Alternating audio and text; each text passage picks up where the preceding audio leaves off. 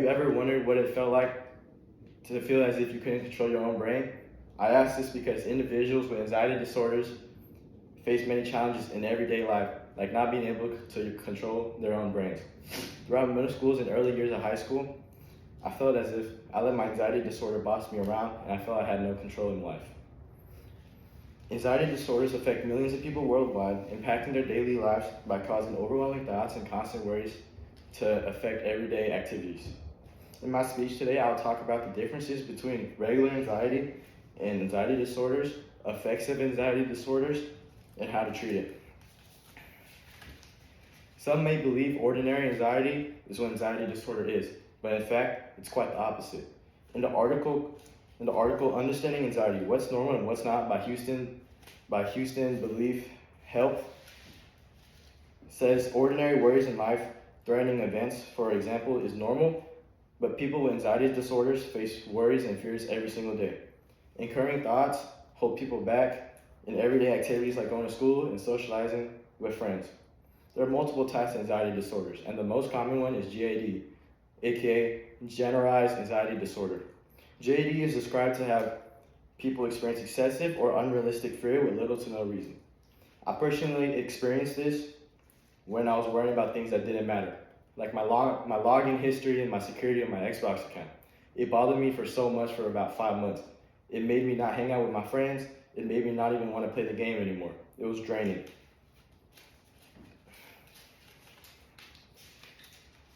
Along with this, in the article Generalized Anxiety Disorders by Wiley Online Library by author Karen Roa and co., it says that you may have GAD if you have 3 of the following symptoms: feeling anxious, restless, having one's mind go blank due to worry, disrupted sleep, muscle tension, and fatigue. Looking back, I always felt fatigue and my mind always going blank and always being anxious. When I talked to my friends about my struggles, they brushed it off as I had ordinary anxiety, but in fact, me and many others face difficult mental challenges daily. To add on about the anxiety disorders, in the article, according to the National Institute of Mental Health, in their article named Any Anxiety Disorder, amongst adults with anxiety disorders, an estimated 22.8% had serious impairment, 33.7% had moderate impairment, and 43.5% experienced mild impairment.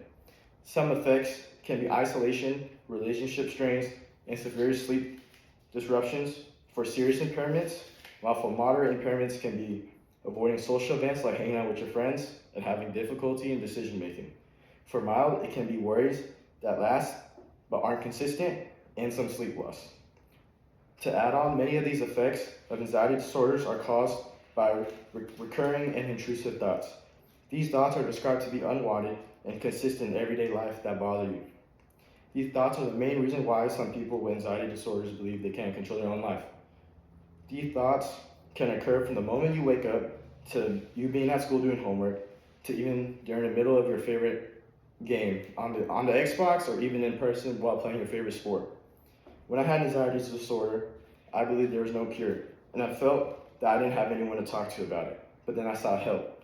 It may seem as if anxiety disorders can overtake anyone/everyone, but there are treatments that can help your symptoms. Some ways of treating symptoms of anxiety disorder are forms of medicine and therapy.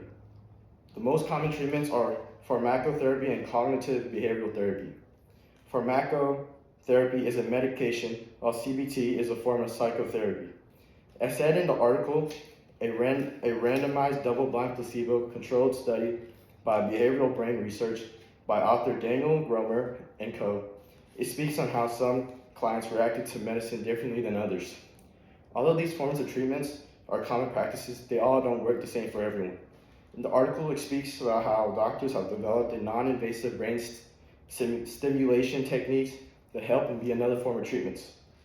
They then conducted a study in which 43 participants with arachnophobia, an anxiety disorder that describes someone with a fear of heights, were randomly assigned to receive either real or fake ITBS, a non-invasive brain stimulation on the front left side of the brain, which was then followed by 2 sessions of virtual reality exposure to assess the treatment's effectiveness on the symptoms. However, the experiment found that 2 sessions of virtual exposure therapy significantly reduced symptoms by an overall remissions rate of 79%, while adding ITBS to the front left side of the brain did not provide any help. This demonstrates that each person experiences with anxieties and its treatments can vary, and that it might be needed for people to try different methods to find what's best. In the Mayo Clinic article named Anxiety Disorders, it speaks on some types of medicine that can be used to help cure your symptoms. Antidepressants and benzodiazepines are named to provide aid in anxiety disorders, while some other ways is therapy, in which you speak with a professional adult to speak about your problems so they can help you. I use both therapy and an anxiety medicine called Zoloft to help me overcome these symptoms.